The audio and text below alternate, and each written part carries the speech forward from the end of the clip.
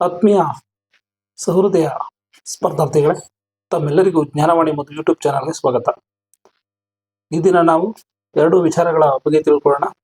ಕ್ರಿಕೆಟ್ನಲ್ಲಿ ಭಾರತ ಚಾಂಪಿಯನ್ ಆಯಿತು, ಮತ್ತೆ IPLನಲ್ಲಿ RCB ಚಾಂಪಿಯನ್ ಆಯಿತು. ನಾವು ಯಾವಾಗ ಚಾಂಪಿಯನ್ ಆಗೋದು? ಯಾಕೆ ಈ ಪ್ರಶ್ನೆಗಳನ್ನ ಕೇಳ್ತಾ ಇದ್ದೀನಿ ಅಂದರೆ, ನಮಗೂ ಕ್ರಿಕೆಟ್ಗೂ ಅವಿನಾಭಾವ ಒಂದು ಭಾವನಾತ್ಮಕ ಸಂಬಂಧ ಇದೆ. ಇದು ಮೊದಲನೇದಾದರೆ, ಎರಡನೇದು, ಯಾಕೆ ನೇಮಕಾತಿಗಳು ಇನ್ನೂ ಸ್ಟಾರ್ಟ್ ಆಗ್ತಾ ಇಲ್ಲ? ಎಲ್ಲ ಸಮಸ್ಯೆಗಳು ಬಗೆಹರಿದೆ ಅಂತ ಗೊತ್ತಿದ್ರು ಕೂಡ, ರಾಜ್ಯಪಾಲರು ಅಧಿಸೂಚನೆ ಹೊರಡಿಸಿದ್ರು ಕೂಡ ಯಾಕೆ ನೇಮಕಾತಿಗಳು ಪ್ರಾರಂಭ ಆಗ್ತಾ ಇಲ್ಲ? ಇದು ಎರಡನೇ ಪ್ರಶ್ನೆ. ಈಗ ಮೊದಲನೇ ಪ್ರಶ್ನೆಗೆ ಬರೋಣ. ಭಾರತ ಮತ್ತು RCB ಎರಡೂ ತಂಡಗಳು ಕೂಡ T20 ಫಾರ್ಮೆಟ್ನಲ್ಲಿ ಮತ್ತು ಏಕದಿನ ಪಂದ್ಯಗಳಲ್ಲಿ ಬಹುತೇಕ ICC ಟೂರ್ನಿಗಳಲ್ಲಿ ಭಾರತ ಚಾಂಪಿಯನ್ ಆಗ್ತಾ ಬರ್ತಾ ಇದೆ. ಮತ್ತೆ RCB ಕೂಡ ಚಾಂಪಿಯನ್ ಆಗಿದೆ. ಈಗ ನಾವ್ಯಾಕೆ ಚಾಂಪಿಯನ್ ಆಗಿಲ್ಲ ಅಂದ್ರೆ, ನಮ್ಮ ಬದುಕಿನಲ್ಲಿ ನಾವ್ಯಾಕೆ ಚಾಂಪಿಯನ್ಗಳಾಗಿಲ್ಲ? ಇದು ಬಹಳ ಇಂಪಾರ್ಟೆಂಟು. ಕ್ರಿಕೆಟ್ ಅನ್ನ ಎಷ್ಟು ಕಡಿಮೆ ಮಾಡ್ತೀವೋ ಅಷ್ಟು ಕೂಡ ಓದೋದಕ್ಕೆ ಅವಕಾಶ ಸಿಗುತ್ತೆ. ಯಾಕೆಂದ್ರೆ T20 ಫಾರ್ಮೆಟ್ಗೆ ಸುಮಾರು 6 ಗಂಟೆಗಳು ಅಂದ್ರೆ ಅರ್ಧ ದಿನ ನಡೆಯುವಂತಹ ಪಂದ್ಯ ಆಗಿದೆ. ಅದೇ ರೀತಿ ನೆಕ್ಸ್ಟ್ ಏಕದಿನ ಪಂದ್ಯ ಒಂದು ದಿನ ನಡೀತಕ್ಕಂತಹ ಪಂದ್ಯ ಸುಮಾರು 12 ಗಂಟೆಗಳ ಅವಧಿಯನ್ನ ತೆಗೆದುಕೊಳ್ಳುತ್ತೆ. 12ಗಿಂತ ಜಾಸ್ತಿನೇ ಆಗ್ಬೋದು. ಹಾಗಾಗಿ ಇಷ್ಟು ಅವಧಿನ ನಾವು ಓದೋದನ್ನ ಬಿಟ್ಟು ಈ ಒಂದು ಕ್ರಿಕೆಟ್ಗೆ ಮೀಸಲಿಟ್ರೆ, ನೆಕ್ಸ್ಟ್ ಈಗ IPL ಸ್ಟಾರ್ಟ್ ಆಗ್ತಾ ಇದೆ. IPL ನ ನೋಡ್ತಾ ಕೂತ್ಕೊಂಡ್ರೆ ಪ್ರತಿದಿನ ಮ್ಯಾಚ್ಗಳಿದೆ. ಪ್ರತಿದಿನ ಮ್ಯಾಚ್ಗಳನ್ನ ನೋಡ್ತಾ ಹೋದ್ರೆ ನಮ್ಮ ಸ್ಪರ್ಧಾತ್ಮಕ ಬದುಕಿನ ಕಥೆಗಳು ಏನಾಗಬೇಕು?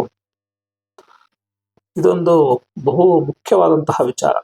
IPL ಅಂತ ಕೂತ್ರೆ ನಮ್ಮ ಕುಟುಂಬಗಳು BPL ನಲ್ಲಿ ಇರಬೇಕಾಗುತ್ತೆ.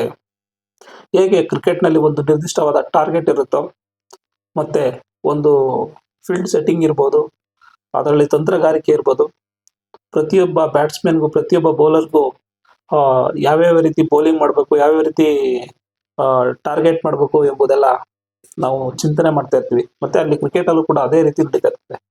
ಏನು ಸ್ಟ್ರಾಟಜಿಗಳನ್ನ ಮಾಡ್ತಾರೋ ಅದೇ ರೀತಿ ನಾವು ಓದಿನಲ್ಲೂ ಕೂಡ ಸ್ಟ್ರಾಟಜಿನ ಮಾಡಬೇಕು. ನಮ್ಗೆ ಇಲ್ಲಿ ನಿರ್ದಿಷ್ಟವಾದಂತಹ ಟಾರ್ಗೆಟ್ ಗೊತ್ತಿದೆ ಅಂದ್ರೆ, ನಾವು ಯಾವ ಎಕ್ಸಾಮ್ಗೆ ಓದ್ಬೇಕು ಅಂತಿದ್ವಿ ಅಂತ ಟಾರ್ಗೆಟ್ ಅನ್ನ ಫಿಕ್ಸ್ ಮಾಡ್ಕೋಬೇಕು. ಮತ್ತೆ ಅದಕ್ಕೆ ತಂತ್ರಗಾರಿಕೆಯನ್ನ ಎಣಿಬೇಕು. ಅಲ್ಲಿ ಹೇಗೆ ಲೈನ್ ಅಂಡ್ ಲೆಂತ್ ಅಲ್ಲಿ ಬೌಲಿಂಗ್ ಮಾಡ್ತಾರೋ ಹಾಗೆ ಕೂಡ ನಾವು ಶಿಸ್ತು ಕ್ರಮವಾಗಿ ಓದೋದನ್ನ ಅಭ್ಯಾಸ ಮಾಡಬೇಕು. ಆಯ್ತಾ? ಅಲ್ಲಿ ಹೇಗೆ ಗುಡ್ ಲೆಂತ್ ಅಲ್ಲಿ ಬಾಲ್ಗಳನ್ನ ಹಾಕ್ತಾರೋ ಹಾಗೆ ನಾವು ಒಳ್ಳೆಯ ವಿಚಾರಗಳನ್ನ ಒಳ್ಳೆಯ ರೀತಿಯಲ್ಲಿ ಓದೋದನ್ನ ಅಭ್ಯಾಸ ಮಾಡಬೇಕು.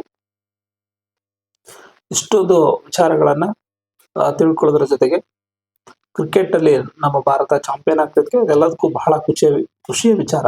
ಹಾಗೆ ನಾವು ಬದುಕಿನಲ್ಲೂ ಕೂಡ ನಾವು ಖುಷಿಯ ವಿಚಾರಗಳಾಗೋಣ.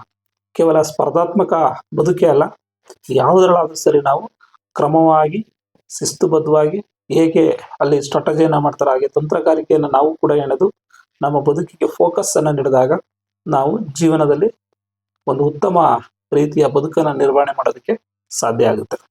ನೆಕ್ಸ್ಟ್ ಎರಡನೇ ಪ್ರಶ್ನೆ, ಯಾಕೆ ನೇಮಕಾತಿಗಳು ಸ್ಲೋ ಆಗ್ತಾ ಇದೆ? ಯಾಕೆ ಇನ್ನೂ ರಾಜ್ಯಪಾಲರು ಅಧಿಸೂಚನೆ ಹೊರಡಿಸಿದ್ರು ಕೂಡ ನೇಮಕಾತಿಗಳು ಯಾಕೆ ಬರ್ತಾ ಇಲ್ಲ? ಅಧಿಸೂಚನೆಗಳು ಯಾಕೆ ಬಂದಿಲ್ಲ ಇಲಾಖೆಗಳಲ್ಲಿ ಅಂತ ಪ್ರಶ್ನೆಗಳನ್ನ ಕೇಳೋದಾದ್ರೆ, ಇದಕ್ಕೆ ಪ್ರಮುಖ ಕಾರಣ ಇಂಟರ್ನಲ್ ರಿಸರ್ವೇಶನ್ ಅನ್ನ ಈ 50% ಒಳಗಡೆ ಆ್ಯಡ್ ಮಾಡಿಲ್ಲ ಎಂಬುದು ಕೆಲ ಸಮುದಾಯದ ವಾದ. 6% ಅನ್ನ ರಿಸರ್ವ್ ಇಟ್ಕೊಂಡು ನಾವು ನೇಮಕಾತಿಯನ್ನ ಮಾಡ್ತೀವಿ ಅಂತ ಸರ್ಕಾರ ಹೇಳಿದೆ. ನೀವು 6% ರಿಸರ್ವೇಶನ್ ಇಟ್ಕೊಳ್ಳಿ, ರಿಸರ್ವ್ ಆಗಿ ಇಟ್ಕೊಳ್ಳಿ, ಆದ್ರೆ ಇಂಟರ್ನಲ್ ರಿಸರ್ವೇಶನ್ ಅನ್ನ ಕೊಡಿ. ರಿಸರ್ವೇಶನ್ ಆಗು ಇಟ್ಕೊಳ್ಳಿ ಮತ್ತೆ ರಿಸರ್ವ್ ಆಗು ಇಟ್ಕೊಳ್ಳಿ, ಆದ್ರೆ ಇಂಟರ್ನಲ್ ರಿಸರ್ವೇಶನ್ ಅನ್ನ ಅಪ್ಲೈ ಮಾಡಿ ಎಂಬುದು ವಾದ. ಈ ಒಂದು ಕುರಿತಂತೆ ಕೆಲವೊಂದು ಮಿನಿಸ್ಟರ್ಗಳು ಕೂಡ ಬಹಿರಂಗವಾಗಿ ಹೇಳಿಕೆಗಳನ್ನ ನೀಡಿದ್ರು. ಈಗ ಅಂತಿಮವಾಗಿ ಏನಂದ್ರೆ, 12ನೇ ತಾರೀಕಿಗೆ ಇದೇ ವಿಚಾರವಾಗಿ ಕ್ಯಾಬಿನೆಟ್ ಮೀಟಿಂಗ್ ಅನ್ನ ಕರೆಯಲಾಗಿದೆ.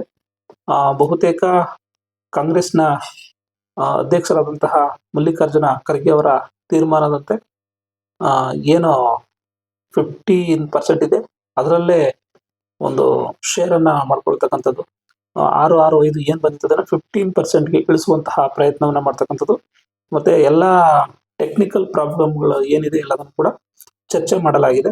ಅಂತಿಮವಾಗಿ 12ನೇ ತಾರೀಕು ತೀರ್ಮಾನ ಆಗುವಂತಹ ಸಾಧ್ಯತೆ ಇದೆ. ಬಹುಶಃ ಟೆಕ್ನಿಕಲ್ ಪ್ರಾಬ್ಲಮ್ಮು ಒಳ ಮೀಸಲಾತಿ ಅನ್ವಯಿಸಿಕೊಳ್ಳೋದಕ್ಕೆ ಯಾವುದೂ ಇಲ್ಲ. 56%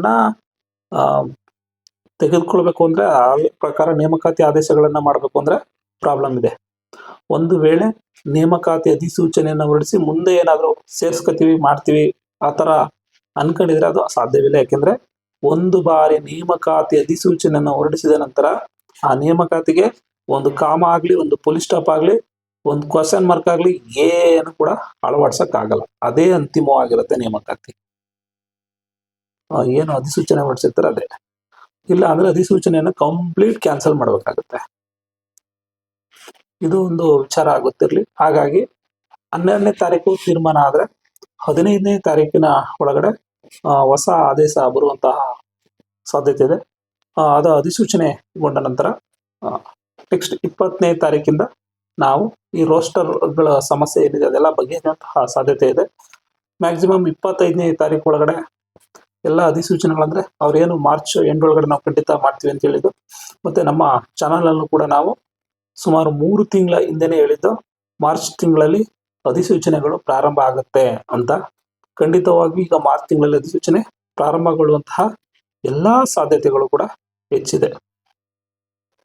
ಹಾಗಾಗಿ ಅಧ್ಯಯನದಲ್ಲಿ ನಿರತರಾಗಿ ಯಶಸ್ಸು ನಿಮ್ಮದಾಗಲಿ. ನೋಡಿ, ಯೋಚನೆ ಮಾಡಿ, ಕ್ರಿಕೆಟ್ ಆಡ್ತಿರೋ ಅಥವಾ ಎಕ್ಸಾಮ್ಗೆ ಓದ್ತಿರೋ, ಕ್ರಿಕೆಟ್ ನೋಡ್ತಿರೋ ಎಕ್ಸಾಮ್ಗೆ ಓದ್ತಿರೋ, ಎಕ್ಸಾಮ್ಗಳು ಎಲ್ಲರಿಗೂ ಕೂಡ ಇದೆ. SSLC ಎಕ್ಸಾಮ್ ಇದೆ, PUC ಎಕ್ಸಾಮ್ ಇದೆ, ಎಲ್ಲ 6ರಿಂದ 10ನೇ ತರಗತಿ ವಿದ್ಯಾರ್ಥಿಗಳಿಗಿದೆ, ಪದವಿ ವಿದ್ಯಾರ್ಥಿಗಳಿಗಿದೆ, ಎಲ್ಲರಿಗೂ ಕೂಡ ಎಕ್ಸಾಮ್ ಇದೆ. ದಯವಿಟ್ಟು ಎಕ್ಸಾಮ್ ಕಡೆ ಒಂದು 3-4 ತಿಂಗಳು ಫೋಕಸ್ ಮಾಡಿ. ಕ್ರಿಕೆಟನ್ನು ಬೇಕಾದ್ರೆ ನೀವು ವಾಪಸ್ ರಿಪ್ಲೇ ಬೇಕಾದ್ರೆ ನೋಡ್ಬೋದು, ಬಟ್ ಎಕ್ಸಾಮ್ ಇನ್ನೊಂದ್ಸರಿ ವಾಪಸ್ ಬರಲ್ಲ. ಅವಕಾಶಗಳು ಸಿಗೋದೇ ಕಡಿಮೆ ಇದೆ. ಅವಕಾಶಗಳು ಸಿಕ್ಕಾಗ ಎರಡೂ ಕೈಗಳಿಂದ ಬಾಚಿಕೊಳ್ಬೇಕಾದದ್ದು ನಮ್ಮ ಬಹಳ ಅಗತ್ಯವಾದಂತಹ ವಿಚಾರ. ಹಾಗಾಗಿ ಎಲ್ಲರೂ ಕೂಡ ಈ ಬಾರಿ ಬರ್ತಕ್ಕಂತಹ ಪರೀಕ್ಷೆಗಳಲ್ಲಿ ಉತ್ತಮವಾಗಿ ಪರೀಕ್ಷೆಯನ್ನು ಬರೆಯಿರಿ, ಉತ್ತಮವಾಗಿ ತಯಾರಿಯನ್ನು ನಡೆಸಿ, ಉತ್ತಮವಾಗಿ ಪರೀಕ್ಷೆ ಬರೆಯಿರಿ. ಎಲ್ಲರೂ ಕೂಡ ಉತ್ತಮವಾದ ರಿಸಲ್ಟ್ ಬರಲಿ ಅಂತ ಜ್ಞಾನವಾಣಿ ಕಡೆಯಿಂದ ನಾನು ನಿಮಗೆ ಆಶಿಸ್ತೀನಿ. ಧನ್ಯವಾದ.